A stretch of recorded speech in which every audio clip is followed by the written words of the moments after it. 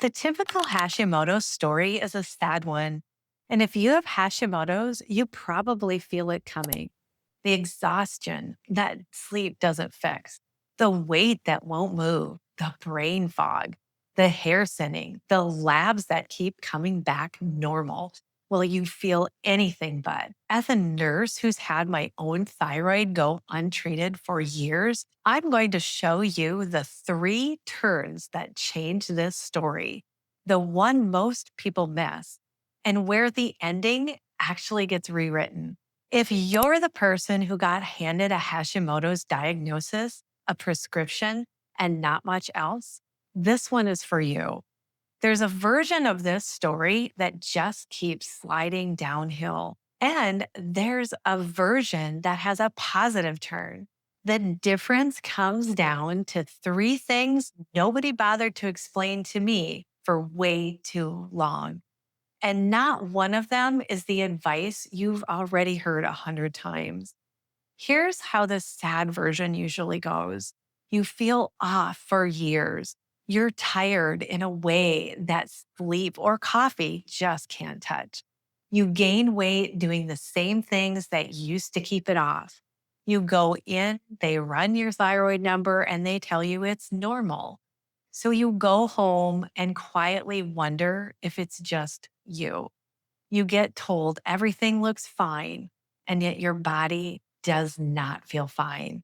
That mismatch matters. The gap between the lab and how you actually feel is not nothing. It's the whole story. And I need you to hear this before we go any further. Your body isn't broken, it's burdened.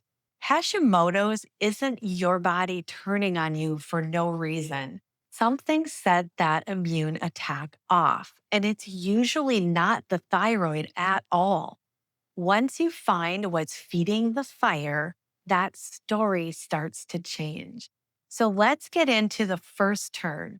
And the first turn is this: your Hashimoto's may have a trigger that nobody is looking for. And one of the most common is a virus you probably caught as a teenager, Epstein Barr, the same bug behind mono.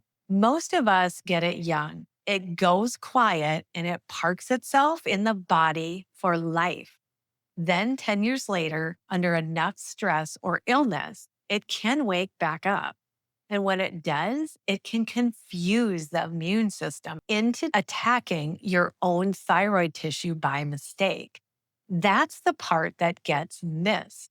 Everyone's staring at the thyroid, and the thing lighting the match is an old virus that quietly flared back up in the background.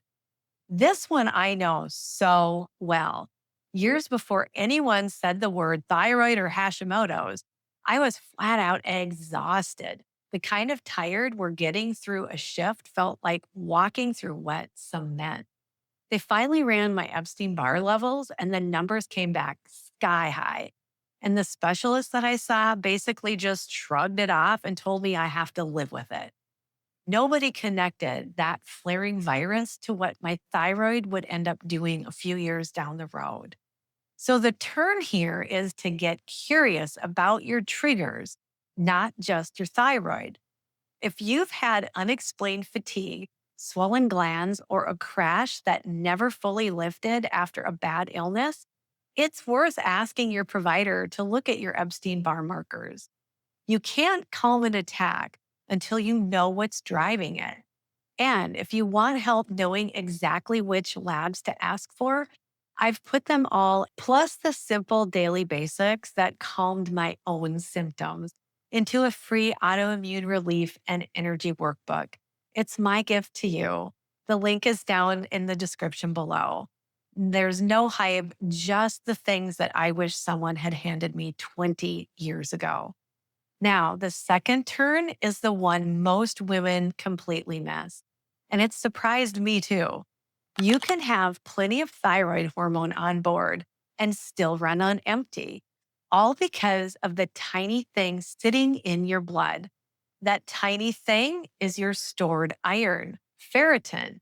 And here's what almost nobody tells you: your body needs enough stored iron to actually build thyroid hormone and turn it into the active form your cells can use. If your ferritin is low, your thyroid can be trying its hardest and you'll still feel cold, wiped out, and foggy with more hair in the drain every single morning. And low ferritin is everywhere in women our age, especially if your periods have gotten heavier. Every heavy cycle quietly drains a little more iron out of you. That was me. My periods went from light to heavy and long. I was losing hair off my eyebrows, my arms, and I was cold all the time. I was dragging myself through the day every day. I had every hypothyroid symptom in the book. And when somebody finally ran the whole picture, the gaps were sitting right there in numbers that nobody had bothered to check. But please don't run out and start megadosing iron. Too much iron is its own kind of trouble, and it's not safe to guess at all. The turn here is simple. Ask for a ferritin test, an actual number, and work with your provider on where yours needs to be. For a lot of women, that one overlooked number is the reason the medication alone never made them feel human again.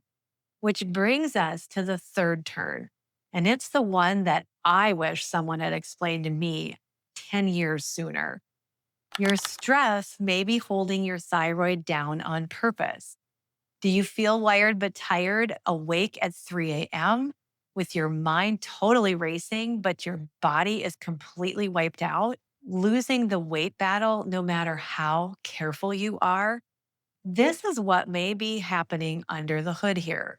When your body is stuck in survival mode, running on high stress hormones day after day, it decides now is not the time to run the furnace hot. So it takes your thyroid hormone and instead of making the active kind that gives you energy, it makes more of a version called reverse T3. Think of reverse T3 as a parking brake. You're still making thyroid hormone, but your body is just parking it instead of using it. That's the wired but tired feeling in a nutshell. You've got plenty of fuel with the brake jammed on. And that's why you can't out supplement a nervous system that's stuck in fight or flight. You have to help the body feel safe first. And I know this one from the inside. I lived wired but tired for years. There are days that words won't come where I know exactly what I want to say, and the file just won't open fast enough. I'll be sitting there thinking of what I'm going to say, and it's starting to come out of my mouth, and it's gone. And I've worn a little nervous system regulation device called the Apollo Neuro for over 2 years now. I don't use it as a magic fix, but it's one steady way that I remind my body it's allowed to calm down out of survival mode. And when my nervous system settles, everything else has more room to heal. If you'd like to learn more about what I use, the Apollo Neuro, I'll put that link in the description below for you. So the turn here doesn't cost a thing. Slow your exhale longer when it comes out than when it goes in for a few minutes a day. Get real light in your eyes like sun in the morning. Build a wind down before bed so your body has a runway to land on. Small and boring, the kind of thing you'll actually keep doing.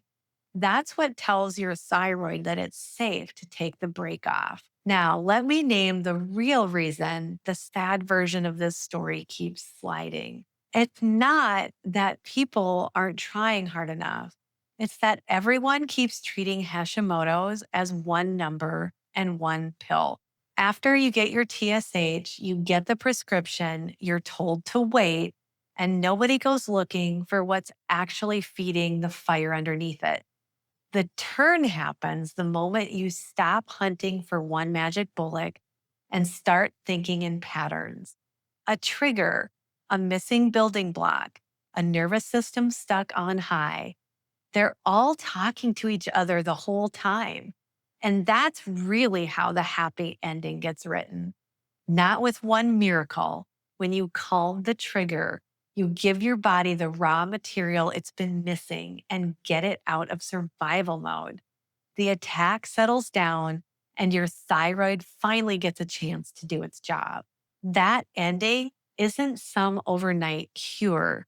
It's a body that's no longer under siege every single day. That's the turn. That's the version of this story that goes a whole different direction. I do want to be clear about a few things because this is your health. This is meant to teach and not to replace your provider. Please don't stop or change any medication on your own. And don't start supplementing iron or anything else without getting tested first. The goal is to work with someone who'll actually run the full picture and help you adjust it, not go it alone. Before you go, tell me in the comments below, what was the first Hashimoto symptom of yours that got waved off? Was it the fatigue, the weight, the brain fog, the hair, or something else?